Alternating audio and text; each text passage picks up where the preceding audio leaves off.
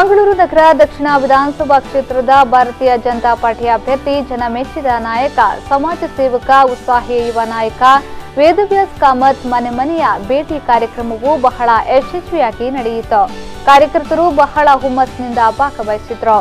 ನಗರದ ಬೋಳೂರು ಹಾಗೂ ಎಕ್ಕೂರು, ಸದಾಶಿವನಗರ ಮನೆ ಮನೆಗೆ ಭೇಟಿ ನೀಡಿ ಭಾರತೀಯ ಜನತಾ ಪಾರ್ಟಿಯನ್ನ ಬೆಂಬಲಿಸುವಂತೆ ಮನವಿ ಮಾಡಿದ್ರು.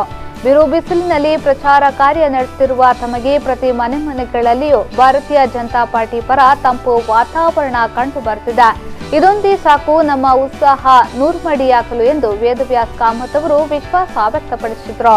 ವೇದವ್ಯಾಸ್ ಕಾಮತ್ ಸ್ಥಳಕ್ಕೆ ಆಗಮಿಸುವ ಮೊದಲೇ ಬೋಳೂರು ಪರಿಸರದ ಜನರು ಹಾಗೂ ಕಾರ್ಯಕರ್ತರು ಬಹಳ ಸಂಖ್ಯೆಯಲ್ಲಿ ಸೇರಿದ್ರು. ನ್ಯಾಷನಲ್ ಬೊಕ್ಕಪಟ್ನ, ಮಠದ ಕಣಿ, ಬೋಳೂರು, ಸುಲ್ತಾನ್ ಬತ್ತೇರಿಯ ಸುತ್ತಮುತ್ತ ಪರಿಸರದಲ್ಲಿ ಮನೆ ಮನೆಗೆ ಭೇಟಿ ನೀಡಿ ಜನರಲ್ಲಿ ಸಮಾಲೋಚನೆ ನಡೆಸಿ ಮತಯಾಚಿಸಿದ್ರು. ಈ ಸಂದರ್ಭ ಬಹಳಷ್ಟು ಜನರು ಉತ್ಸಾಹದಿಂದ ಪಾಲ್ಗೊಂಡಿದ್ದು ವಿಶೇಷವಾಗಿತ್ತು.